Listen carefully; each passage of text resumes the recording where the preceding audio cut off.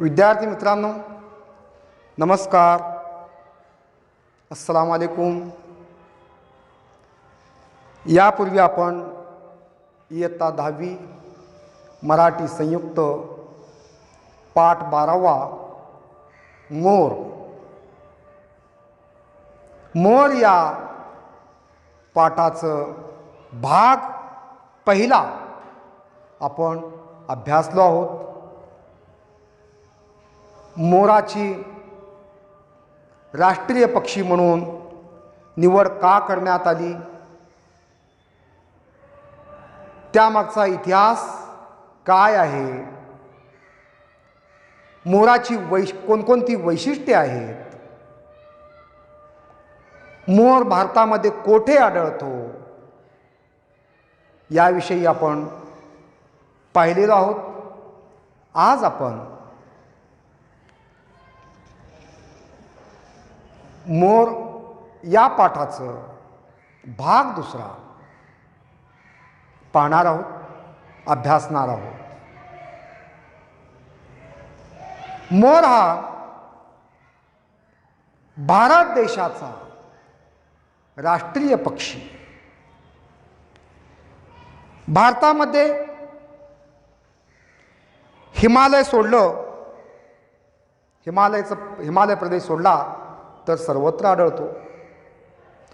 तसं भारताखेरीज ब्रह्मदेश, आग्नेय आशिया इथं देखील मोर आढळतो. शिवाय मोर हा कांगो आणि आफ्रिकेमध्ये देखील आढळतो. कांगो आणि आफ्रिकेमध्ये आढळणाऱ्या मोराची मान निळ्या जांभळ्या रंगाची असते. निळ्या जांभळ्या, नीला जांभळा, जामुनी कलर जांभळ्या रंगाची असते. हिमालयाच्या पूर्व भागात जे मोर आढळतात, हिमालय के पूरब की तरफ हिमालयाच्या पूर्व भागामध्ये जे मोर आढळतात त्या मोराचे रंग राखाडी असते. राखाडी चुलीमध्ये जे राख असते बघा, त्या राखेचं जे कलर असतं त्या कलरचे मोर हिमालयाच्या पूर्व भागामध्ये आढळतात. त्यांच्या पंखावर हिरव्या रंगाचे डोळे असतात. ज्याप्रमाणे आमच्या भारत देशामध्ये जे मोर पाहायला मिळतात, त्या मोराच्या अंगावर, शरीरावर निळ्या रंगाच्या छटा असतात. परंतु हिमालयाच्या पूर्व भागामध्ये आढळणाऱ्या मोराच्या पंखावर हिरव्या रंगाचे डोळे असतात. आणि काही प्राणी संग्रहालय,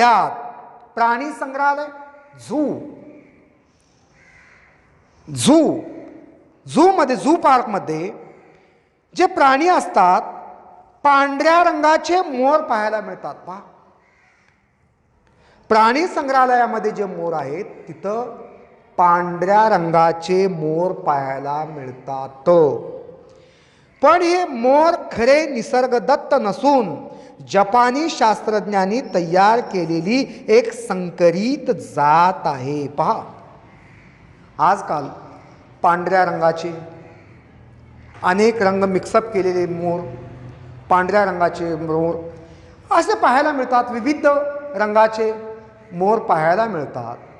परंतु हे जे मोर आहेत, हे मोर निसर्गदत्त नाहीत, म्हणजे कुदरती नाहीत.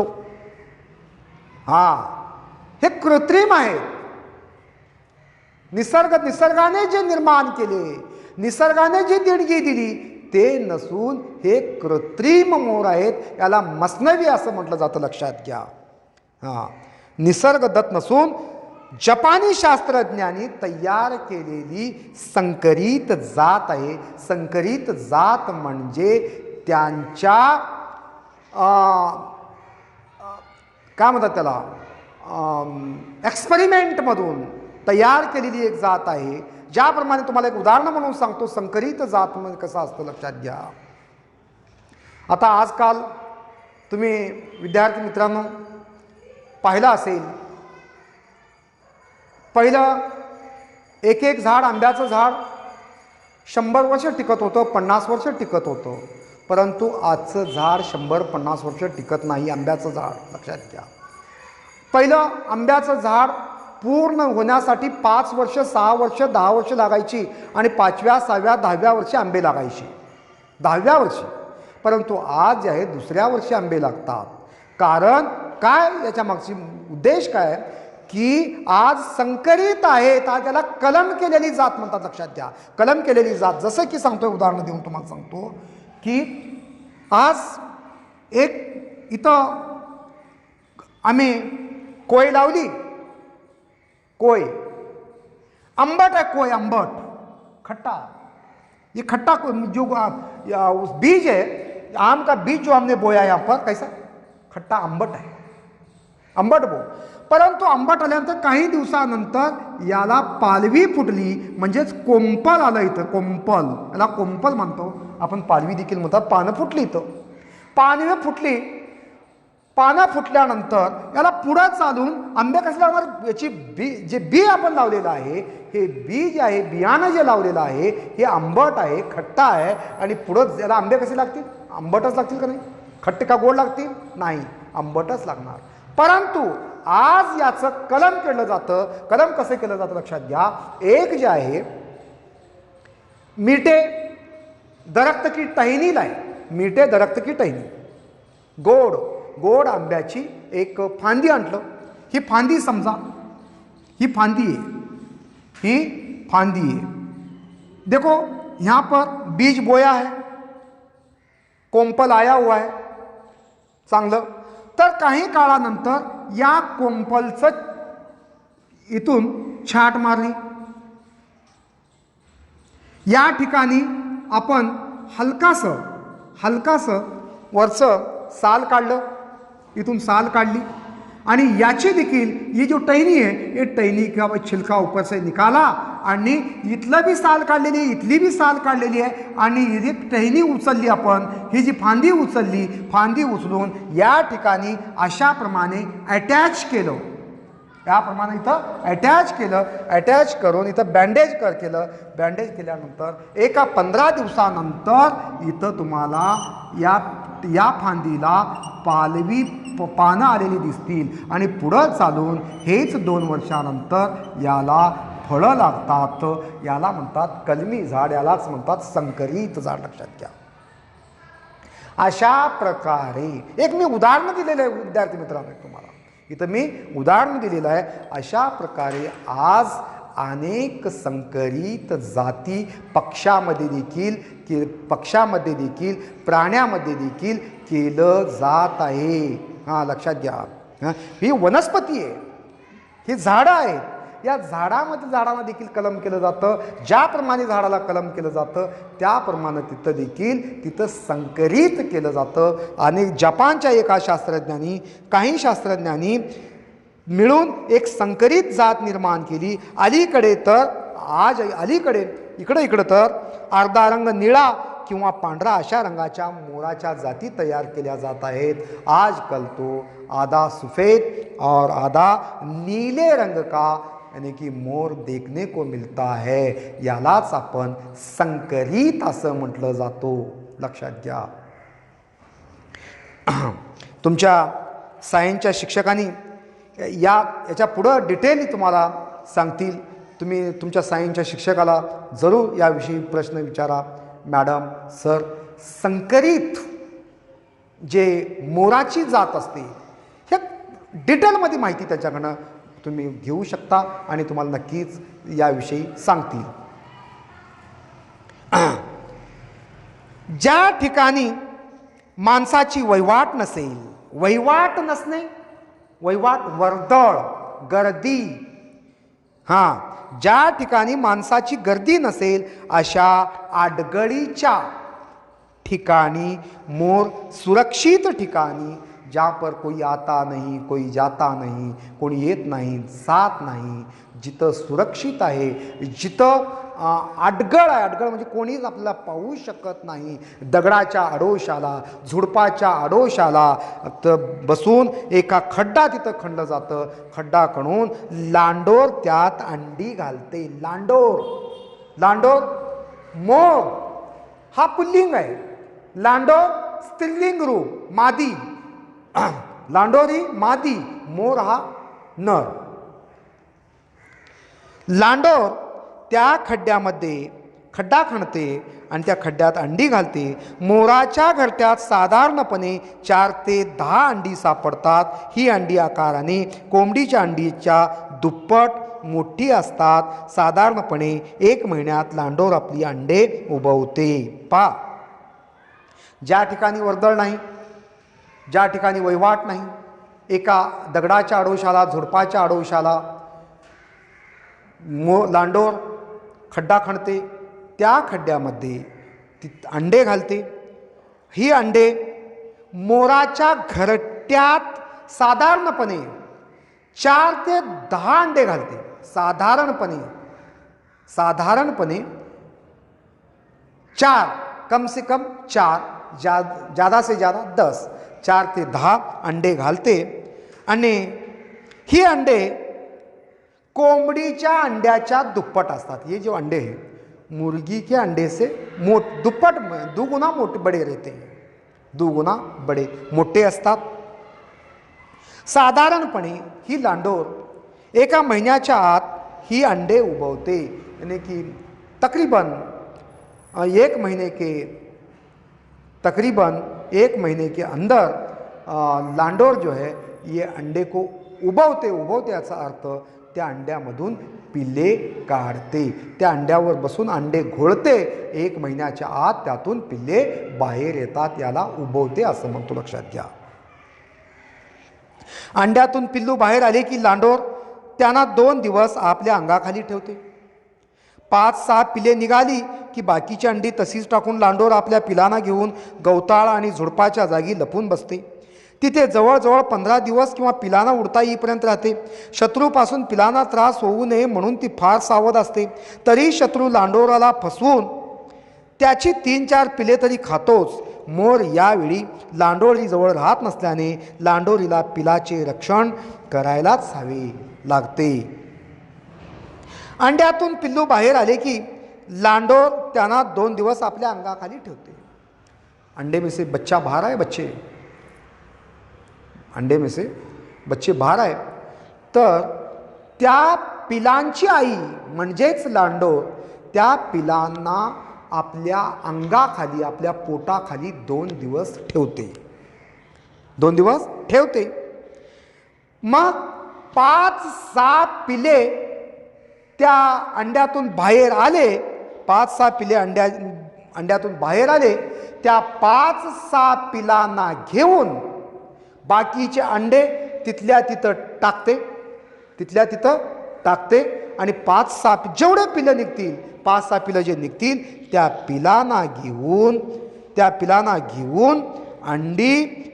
घेऊन गवताळ, जहाँ पर घास है, जिथं गवत आहे, जिथं आडोश आहे, जिथं त्या पिलांचं रक्षण होऊ शकतं, हिफाजत हो सकती है, अशा ठिकाणी गवताळ जागेमध्ये, झुडपाच्या जागेमध्ये लपून बसते. जिथे जवळजवळ 15 दिवस पिलांना उडता येईपर्यंत राहते. त्या गवताळ प्रदेशामध्ये, त्या झाडा झुडपाच्या आडोशाला जवळजवळ तकरीबन त्या पिलांना उड़ता येईपर्यंत, बच्चों को जब तक उड़ने नहीं आता तब तक वो वहाँ पर रहती है. हाँ, पिलांना का उड़ता येऊ लागलं मग ती जागा बदलते. लांडोर जागा बदलते. शत्रूपासून पिलांना त्रास होऊ नये म्हणून फार सावध असते. शत्रू कोण आहे? या पिलांचा शत्रू म्हणजे पिलांना खाणारा, जे तिथं म्हणा साप म्हणा, जे दुसरे पशु आहेत, असे पशुपासून संरक्षण करण्यासाठी त्या पिला फारच सावधगिरीने वागते ती. आणि तरी परंतु तो शत्रू जे आहे लांडोरीला फसवून 3-4 पिल्ले तर खातोच. लांडोरी आपल्या पिलांचं रक्षण तर करतेच, तरी परंतु त्या लांडोरचा शत्रू, त्या मोराचा जे शत्रू आहे, दुश्मन जे आहे, 3-4 पिल्लं तरी खातोच. फसून खातोच. मोर यावेळी लांडोरी जवळ राहत नसल्याने, इस वक्त मोर जो है लांडोरी पास नहीं रहता आणि लांडोरी जवळ राहत नसल्याने लांडोरीला पिलाचे रक्षण करावेच लागते. मोर नहीं रहता इसलिए लांडोरी को तो रहना लगता, क्योंकि लांडोरी त्या पिलाची माता आहे. वो माँ है, माँ है. आई सगळं सोडलं तरी चालतं, परंतु आईला सोडून जाता येत नसतं, कारण ती आई आहे. लक्षात घ्या. सगळ्यांना जाता येतं, सगळे जाऊ शकतात, सगळे उड़ू शकतात, सगळे पळू शकतात, आपल्या पिलापासून अपने बच्चों से दूर भाग सकते हैं, परंतु आई मात्र आपल्या पिलांना सोडून जाऊ शकत नाही. म्हणून लांडोरीला आपल्या पिलाजवळ राहावंच लागतं. मोराचा केकाराव वर्षा ऋतूचे आगमन सुचवणारा आहे. केकाराव मोराचं जे आवाज आहे, मोर जे आवाज लावतं, ते आवाज जे आहे मोराचं वर्षा ऋतूचं आगमन सुचवणारा असतो. अभी वर्षा आने वाली है, वर्षा ऋतू येणार आहे, वर्षा ऋतूचं आगमन होणार आहे हे सुचवतो. ग्रीष्म ऋतू संपता उष्णता असह्य होते. त्यावेळी येणारा वर्षासूचक एकारा शेतकऱ्यामध्ये नवीन आशेचा किरण संचारतो. पहा, ग्रीष्म उन्हाळ्याचे दिवस, हे उन्हाळ्याचे दिवस शेतकऱ्याला म्हणा, तुम्हाला आम्हाला म्हणा, असह्य करतात. गर्मी के दिन जो बहुत तकलीफदायक होते हैं, असह्य होतात, उष्णता असह्य होते. यावेळी जर अशा असह्य वेळी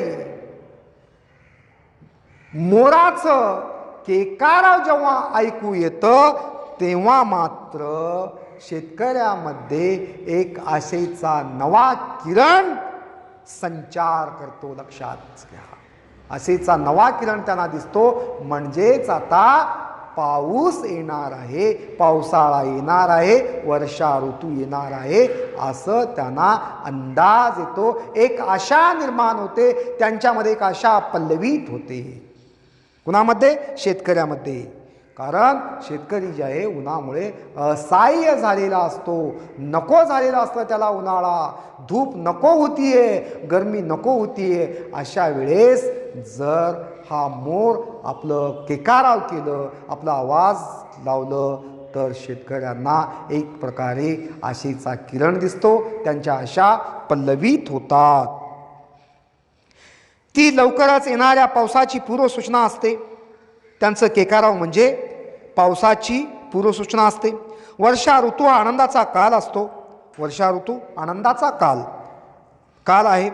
तळ्यांची पाळ, हिरवीगार कुरणे, देवालयाची उंच शिखरे, नदी नाले, ओहोळचे काठ ही यावेळी मोराच्या स्वैरविहाराची स्थाने असतात. पहा, वर्षा ऋतू आनंदाचा काळ, चोहीकडे हिरवगार, चोहीकडे आनंद वातावरण. मग ते पशु असो, पक्षी असो किंवा माणसं असो, तर सगळ्यामध्ये एक आशा पल्लवित असते. पाण्यात पिण्यासाठी भरपूर पशुपक्ष्यांना म्हणा, माणसांना म्हणा, पिण्यासाठी भरपूर पाणी, भरपूर मुबलक अन्नधान्य, शेतामध्ये सगळीकडे हिरवीगार वनराजी नटलेली असते. अशा वेळी तळ्याची पाळ, तळ्याची पाळ म्हणजे तालाब का किनारा, तालाब का किनारा, हिरवीगार पूर्ण, हिरवीगार हरे भरे जंगल, देवालयाची उंच शिखरे, मंदिर के ऊपर के शिखर, मनोरे ज्याला आपण म्हणतो शिखर, नदी नाले, नदी नाले जिथं पाणी आहे, ओव्हळचे काठ, ओव्हळचे जहाँ पर झरने हैं, झरने के किनारे हैं, ओव्हळचे काठ, ही यावेळी मोराच्या स्वैर विहाराची स्थाने आहेत. ये जो है, ये जो मोर का स्वैर, स्वैर म्हणजे स्वच्छंद आज़ाद घूमने की जगह है, आज़ाद घूमने की जगह, आज़ाद घूमने की, मोर की आज़ाद घूमने की जगह कहाँ का? तर मी आता सांगितल्याप्रमाणे तळ्याची पाळ, हिरवीगार कुरणे, देवालयाची उंच शिखरे, नदी नाले, ओव्हळची काठ हे मोराचे स्वैर फिरण्याचे ठिकाण आहे, वास्तव्य करण्याचे ठिकाण आहे. मोर नेहमी आपल्या निवासस्थानापासून अर्धा ते 2 किलोमीटरच्या परिसरात वावरतो. पहा, मोर हा नेहमी आपल्या निवासस्थानापासून, अपना निवासस्थान जहाँ पर उसकी रहने की जगह है, जहाँ पर उसका घोंसला है, जहाँ पर उसका घरटा है, जहाँ पर उसका घर है, त्याच्या निवासस्थानापासून अर्धा ते 2 किलोमीटर अंतराच्या परिसरात तो वावरतो. उसके घर से लेकर आधा किलोमीटर दूरी पर या 2 किलोमीटर दूरी पर, 2 किलोमीटर फासले पर मोर आता है, जाता है, रहता है, फिरता है, राहतो.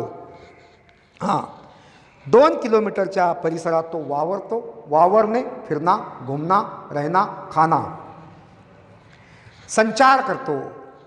चारा सापडेल त्याप्रमाणे तो फिरतो. जहाँ पर उसे चारा खाने को अनाज मिलता है, जिथं मिळतं तिथं तो जातो, वावरतो, फिरतो आणि तो आपल्याला आपला चारा दिवसात शोधत असतो. देखो, मोर की खासियत और है, मोर जे आहे आपलं चारा म्हणजे अन्न दिवसाच शोधत असतो. दिन का ही ढूंढता है, रात में नहीं, दिवसाच शोधत असतो. शोधणे, ढूंढना, खोजना. काळोख पडण्यापूर्वी तो आपल्या जागेवर येऊन पोहोचतो. काळोख पड़ण्यापूर्वी, अंधेरा होने से पहले अपने जगह पर, अपने घोंसले में, अपने घरटे में आकर बैठता है. पहाट होताच मोर जागा होतो. पहाट होताच मोर जागा होतो. पैठ होते ही मोर जागता है. हाँ, पैठ होते ही 5 बजे बोलो, 4:30 बोलो, पैठ के 4:30-5 बजे जागता है वो आणि जागा होतो. ज्या झाडावर त्याने झोप घेतली असेल ते इथूनच बसल्या बसल्या तो बाग देतो. जिस झाड़ पर वो बैठा है, जिस दरख्त पर वो सोया हुआ है, हाँ, तिथंच बसल्या बसल्या तो बाग घेतो. जिस झाड़ दरख्त पर वो सोया है, झोप घेतली असेल, सोया हुआ है, और तिथं बसूनच तो बसल्या ठिकाणीच बाग देतो. जिस तरह मुर्गा पेट में बाग देता है, उसी तरह हा मोर देखील पहाटेच्या वेळेस झाडावर बसल्या ठिकाणी तो बाग देतो. थोडा वेळ आपले पंख सावरून तो वर खाली टेहळणी करतो. थोड़ा वक्त अपने पंख को समेटता है, सावरून तो वरून खाली टेहळणी करतो. वरून यानी कि ऊपर से नीचे वो टेहळणी करना, बारीकी से देखना, नजरें घुमाना, देखना नीचे क्या है, क्या नीचे कुछ मिलता है क्या. मोर का खाना बोले तो सांप. हाँ, मोर जे आहे सापाचा दुश्मन मोर, आणि जे मोर जे आहे शेतकऱ्याचा मित्र आहे, लक्षात घ्या. आणि ज्या ठिकाणी मोर असतात तिथं साप नसतात, साप मिळत नाहीत, लक्षात घ्या. तर टेहळणी करतो, पाहतो की काय खायला मिळतं का. सूर्योदयापूर्वी अर्धा तास तो झाडाखाली उतरतो. सूर्योदयापूर्वी, सूरज निकलने से पहले अर्धा तास तो झाडाखाली उतरतो, झाड़ के नीचे उतरता है. पाळीव मोर असेल पाळीव मोर असेल तर ज्या ठिकाणी लोक त्याला दाणे घालत असतात त्या ठिकाणी न चुकता तो नेमक्या वेळी जातो. अगर वो मोर पालतू है, जिस जगह में उसे हर रोज लोग दाने डालते हैं, खिलाते पिलाते हैं, उस जगह में न चुकते हुए, न भूलते हुए वहाँ पर मोर जाता है और वो खाना लेता है. ध्यान में रखिएगा. हाँ, नेमक्या वेळी जो वक्त मुकर्रर है, तयशुदा है, उस वक्त वो जाता है और वहाँ जो भी दाने रखे हुए, अन्न रखा हुआ है वो लेता है और खा जाता है. पालतू असेल तर, ज्याप्रमाणे पहा की पाळीव पोपट आहे आपल्या घरामध्ये, आपण त्या पोपटाला नेमक्या वेळेस खायला देतो. अगर समजा पाळीव कुत्रा आहे, त्या कुत्र्याला नेमक्या वेळेस खायला देतो. मांजर आहे, पाळीव मांजर आहे, त्या नेमक्या वेळेस खायला देतो. मांजर देखील समजा थोडंही जर वेळ झालं की त्या ठिकाणी मांजर येऊन बसतं, किंवा थोडाही वेळ झाला आपल्याला कुत्र्याला आपण दिलं नाही, कुत्रा येऊन तिथं आपली शेपूट हलवतं.